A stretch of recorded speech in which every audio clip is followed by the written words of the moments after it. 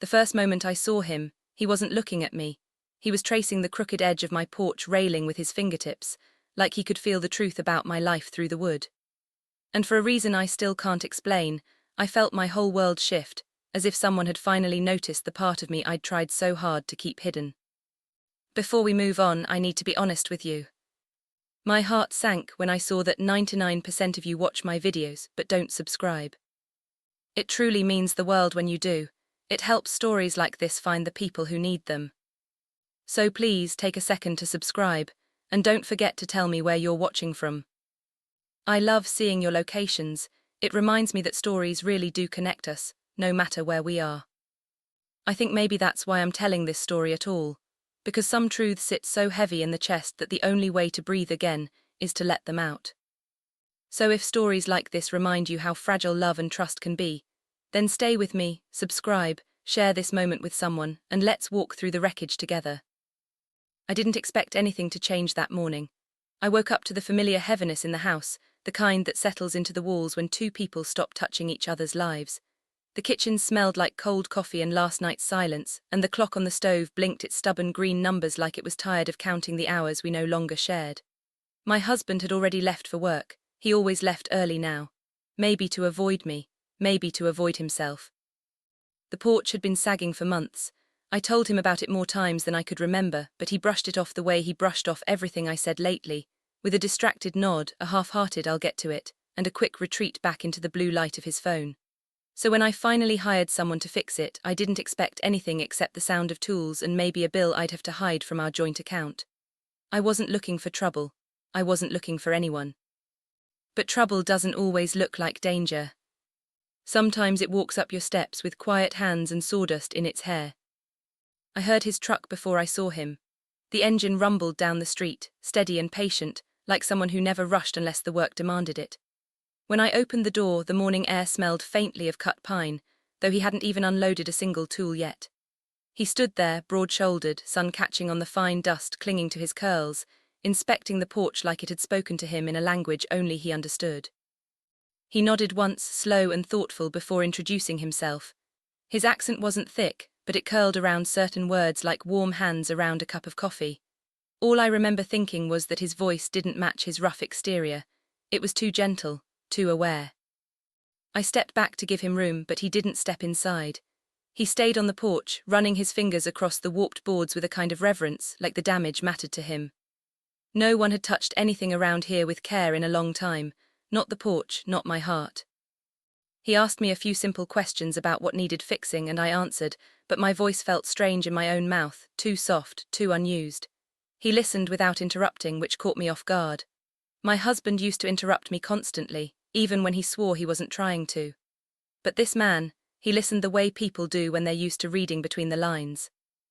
When he finally looked up at me, his eyes held something I couldn't name. Not desire, not curiosity, something quieter. Something like recognition, as if he could see the tiredness beneath my smile, the way I folded my arms not out of defensiveness but to keep myself from falling apart. He got to work, and the house filled with sounds I'd forgotten I missed, the rhythmic thud of a hammer, the low buzz of a drill, the steady scrape of sandpaper smoothing rough edges. It felt like the porch was exhaling after holding its breath for too long. Maybe I was too. I tried not to watch him, but my eyes betrayed me. There was something almost cinematic about the way he moved, focused, deliberate, utterly unbothered by the heat gathering in the midday air. Sawdust clung to his shoulders like a constellation. When he paused to wipe sweat from his brow with the back of his wrist, I felt a warm flush crawl up my neck, and I hated myself for it. I wasn't supposed to feel anything for anyone. I was married, even if the marriage felt more like an echo now. At one point he glanced over and caught me watching. I pretended to be checking the mail, pretending so hard I probably looked ridiculous. But he didn't smirk. He didn't joke. He just gave a small nod like he understood something I hadn't said, then went back to work. That small gesture, quiet, respectful, almost tender, unsettled me more than anything else. By late afternoon, the porch had started to take shape again. He swept the dust into a neat pile, the final gesture of someone who respected the spaces he touched. When he told me he'd be back the next morning, his voice carried a softness that didn't belong to a stranger. And for reasons I still don't fully understand, the thought of his return made my heart shift in my chest like something waking up. When he walked down the steps, the sun caught his silhouette in a warm gold, and for a brief second it looked like he was leaving with a piece of the silence I'd been living in. The house felt different the moment he was gone, heavier in some places, lighter in others, like something inside me had tilted and wasn't planning to tilt back. I didn't know then that this was the first crack. That a single day could loosen the beams of a life I thought was solid. But that night, as I stood on the half-repaired porch with the wood still warm from his hands, I felt a truth I refused to name. Something had shifted, and nothing would be the same again. He returned the next morning before the sun had made up its mind. The air was cool enough to sting my skin, but something inside me warmed the moment I heard his boots on the steps. It was ridiculous, this tiny flicker of anticipation that I kept trying to smother. I told myself it was just gratitude, just relief that someone was finally paying attention to the house I lived in, even if no one was paying attention to me. He gave a quiet knock before starting work, almost as if he didn't want to disturb the walls. When I opened the door, he greeted me with a nod that felt more familiar than it should have. His shirt was slightly damp from the morning fog, a thin line of sawdust already trailing down his shoulder as if it belonged there. I tried to ignore the quick pull in my chest, but it didn't go away. It never really did after that first day. I brought him a glass of water because it felt polite, responsible. Harmless, but when his fingers brushed mine as he took it, something inside me reacted, a small, sharp inhale I hoped he didn't notice. His touch wasn't intentional. It wasn't flirtatious. It was accidental, innocent, but it still startled me more than it should have. It reminded me how long it had been since anyone's hands had reached for anything near mine. He studied me for a heartbeat longer than necessary, not in a way that stripped anything away, but in a way that noticed things. I wasn't used to being noticed. Not by my husband, who barely saw me even when we sat on the same couch. Not by myself, because somewhere along the way I'd forgotten the parts of me that once felt alive. "Everything okay?" he asked, simple words, low voice, but something about them carried weight. I told him yes. Of course I did. And the lie tasted warm and heavy on my tongue. His eyes held mine for a fraction too long, and in that moment I knew he didn't believe me. I also knew he wouldn't push. There was an unspoken respect in his silence, a space he gave me that no one else did. It made something inside me loosen, and that terrified me more than anything. All day, tension hovered like a soft hum beneath the noise of his tools. The air between us felt charged, not with anything dramatic or forbidden, but with something gentler, the growing awareness of another human being sharing the same stretch of air, the same fragile moment in time. My husband texted once around noon. "Working late." No explanation, no question about my day, just 3 detached words. I stared at the screen longer than I should have, waiting for something else. But nothing came. When I glanced outside again, the carpenter was kneeling beside the rail, measuring a beam with steady hands. The curve of his shoulders, the focus in his posture, the way he paused to wipe his forehead with the back of his wrist. None of it was meant for me, but my gaze kept drifting toward him like I had no control over it. At one point he looked up unexpectedly, catching my eyes through the window. My heart stumbled. I stepped back, pretending I'd been adjusting the curtain. But the truth settled in my chest like a quiet confession. I wasn't watching the porch, I was watching him. Later, as he sanded down the railing, I stepped outside to ask how things were going. I tried to sound casual, but my voice betrayed me with a slight tremor. He didn't mention it. He just glanced up with that calm, steady expression that felt like a hand against the storm I didn't know was gathering inside me. "You did a good thing," he said softly, "calling someone before the damage got worse." He meant the porch.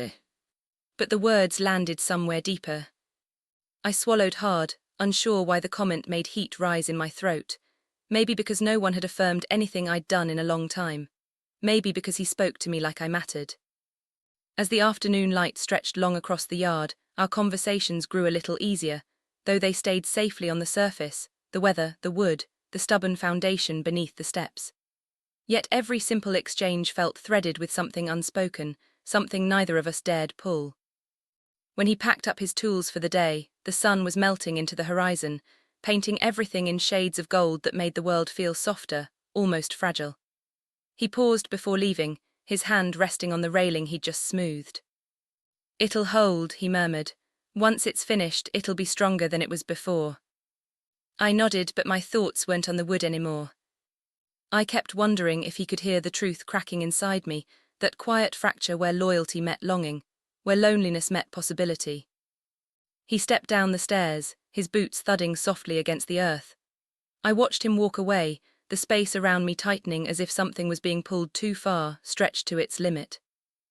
And as his truck disappeared down the street, one realization settled in my chest with a weight I couldn't deny anymore. I was starting to wait for him. And that was the first betrayal. The night everything shifted didn't begin like a storm. It began quietly, as if the world was holding its breath and waiting for me to notice. My husband was late again, later than usual, and the house felt painfully still, every room echoing with a silence that had begun to feel more familiar than his voice. I wandered from window to window, listening for a car that never came, a door that never opened, a presence that hadn't touched me in months. I kept telling myself I wasn't lonely. But loneliness isn't a feeling. It's a truth you try to outrun until it catches you standing still. I stepped outside for air, the boards beneath my feet smooth and cool from the work he'd done earlier that day. The porch looked almost finished, its frame straighter, its edges sharper, its shape stronger, as if my home were being rebuilt piece by piece, even while my marriage quietly crumbled behind its walls. I traced my fingers along the new railing, not thinking about him, or trying not to, which was the same thing. Then I heard footsteps. Slow, hesitant, not the kind that belonged to someone who lived here. I turned and there he was, standing at the bottom of the steps with his hands shoved into his pockets, shoulders tight as if he'd rehearsed coming here and changed the script at the last moment. The porch light washed his face in soft gold, catching the lines of strain around his eyes, the faint shadow of stubble across his jaw. He looked different without his tools, almost vulnerable, almost unsure. "I didn't mean to bother you," he said. His voice carried that familiar depth, but it was quieter now, like he wasn't sure I'd want to hear it. "I was just passing by, wanted to check on the rail." He wasn't checking on the rail. And I wasn't the kind of woman who attracted late-night visits. Not until him. I stepped down one stair, just enough to see him clearly, not enough to imply anything I couldn't pull back from. The air between us felt charged, not dangerous, not innocent, just impossibly heavy. He glanced at the porch, then at me, and something in his eyes softened, then tightened again as if he were fighting with himself. "You looked upset earlier," he said, "when I was leaving." The truth hit me all at once, he had noticed. The small cracks in my expressions, the way my voice trembled, the way my hands fidgeted against each other when I pretended I was fine. My husband hadn't noticed me in months. This man saw through me without trying. I opened my mouth to deny it, to brush it off, but the lie wouldn't form. Not with him. Not in the warm glow of the porch light, not with the cool night settling gently around us like a curtain dropped between the world and whatever this was becoming.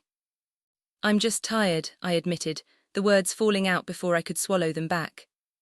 He nodded slowly, and something in his posture eased, like he understood exactly what kind of tired I meant. The kind that settles in your bones, the kind that doesn't go away with sleep, the kind that comes from living next to someone who forgot how to see you. For a moment neither of us spoke. The cicadas buzzed in the dark. A soft wind brushed the trees. Somewhere down the block a dog barked once, then fell quiet again. It felt like the whole neighborhood had paused, waiting to hear what we wouldn't say. He stepped closer, just one careful foot on the first stair, enough to feel near without intruding. I felt the shift beneath my ribs, that gentle, terrifying tug that told me I was standing too close to the edge of something I couldn't undo. "You deserve better than looking tired all the time," he murmured. It wasn't a flirtation. It wasn't a promise. It was a truth, spoken quietly, without expectation. But truths like that are dangerous, not because they tempt you, but because they remind you of everything you've settled for. I swallowed hard, trying to breathe normally, but the breath came out shaky. I looked away, needing space, needing steadiness, needing something solid to hold on to. But the porch he built was the only steady thing around me, and even that felt like it was tilting under my feet. He rubbed the back of his neck, exhaling like he was carrying a weight of his own. "I shouldn't have come," he said finally, voice low. "I just wanted to make sure you were all right." I should have told him to go. I should have stepped back. I should have protected the pieces of my life still holding together. But when I lifted my eyes, his expression was so gentle, so honest, that the words died in my throat. I felt something break, quietly, like wood swelling with humidity until the grain splits. "You can stay a minute," I whispered. He froze as if the night itself paused with him, then he nodded. And that was it. That was the sound of the last screw loosening, the quiet snap of the frame giving way. Not because he touched me. Not because I touched him. But because in that single, fragile moment, we stopped being strangers. And the porch, the one he rebuilt with such care, became the witness to truth that would unravel everything. The morning after that night felt heavier than any hangover I'd ever had, though I hadn't touched a drop of alcohol. I woke up with the taste of my own heartbeat in my mouth, the echo of his voice still clinging to the edges of my thoughts. We hadn't kissed. We hadn't touched. We hadn't crossed the line people point to when they want to assign blame. But something inside me knew we'd crossed something far more dangerous. The invisible border between honesty and longing, between loyalty and the truth I'd been denying for months. The house seemed aware of it too. Every corner looked sharper, every shadow deeper. I walked through the kitchen with slow steps as if the floor might shift beneath me. My husband's shoes were by the door, neatly placed, untouched. He had come home sometime after I'd gone to bed, and the realization made my stomach twist. He didn't wake me. He didn't check on me. We had become two ghosts brushing past each other, haunting the same walls instead of living inside them. He left before sunrise again, leaving nothing behind except the faint smell of his cologne and the silence that followed him like a second shadow. It hadn't always been like this. There was a time he used to reach for me in the mornings, a time he used to kiss my shoulder and whisper how lucky he felt. But people changed slowly, then all at once, and I'd been too busy trying to hold us together to notice that I was the only one still clinging to the pieces. When the carpenter arrived, I heard his truck before the sound even reached my ears. It was my body that reacted, tightening, softening, bracing, wanting. I hated that. I hated the pull. I hated the anticipation that rolled through me, warm and unwelcome. But when he stepped onto the porch, something inside me steadied in a way nothing else had in a long time. He looked at me with the same softness as the night before, but now there was something else there, a quiet understanding, a shared secret neither of us had spoken aloud. He didn't greet me with words. He just held my gaze for a moment that stretched too far, too deep, and then he looked away, as if afraid of what he might say if he didn't. We barely spoke as he worked. Every sound felt amplified, the scrape of sandpaper, the rhythmic thump of his hammer, the creak of the boards adjusting beneath fresh weight. He moved differently, cautious, controlled, like he was rebuilding more than just the steps. At one point he paused to measure a beam, his brows furrowed, jaw tight. I stepped closer without thinking, drawn forward by something I still don't know how to name. When he looked up, our faces were closer than they should have been, close enough for me to see the flecks of gold in his eyes, close enough to feel the warmth of his breath in the cool morning air. "We shouldn't," he said quietly, even though nothing had happened, even though everything had happened. "I know," I whispered back. The space between our words felt fragile, trembling like glass under too much pressure. I stepped back. He turned away, but the truth hung between us, undeniable and unkind. He finished the porch by early afternoon. The wood was smooth, the railings straight, the frame sturdy. It looked new, renewed. A foundation restored. There was symbolism there, too heavy, too obvious, and I tried not to see it, but everything inside me did. When he packed up his tools, he lingered longer than he needed to. The sun pressed low in the sky, warming the edge of his shoulders as he stood facing the steps. He kept adjusting the strap of his toolbox, as if he couldn't quite make himself leave. "You deserve to feel," he stopped himself, exhaled, shook his head slightly. "You deserve more." I didn't ask what he meant. The truth was already sitting in my chest, throbbing with every pulse. He stepped down the stairs, slow and deliberate, like someone walking away from a fire they weren't sure they should put out or run from. When he reached the bottom, he looked up at me one last time, his expression raw and unguarded. "If things were different," he began. I didn't let him finish. Because the ending to that sentence was a wound I wasn't ready to open. He nodded, understanding the silence between us better than any words, then walked to his truck. I watched him drive away, the gravel crunching under his tires, the sound fading into a quiet that pressed hard against my ribs. The porch was finished. Our story was. Not really. Not inside me. But some truths don't demand a dramatic ending. Some simply settle inside you, like dust that never fully clears. That night, for the first time in months, I sat alone on the porch, the one he rebuilt with his hands. the one that held our unspoken confession, and I realized that betrayal isn't always loud. Sometimes it's a whisper, a glance, a feeling you don't act on but still feel deep enough to change the shape of your heart. And as the last light drained from the sky, I finally understood the quiet ache in my chest. Nothing happened, but everything changed. The dust had settled, and the truth of who I had become was clearer than ever.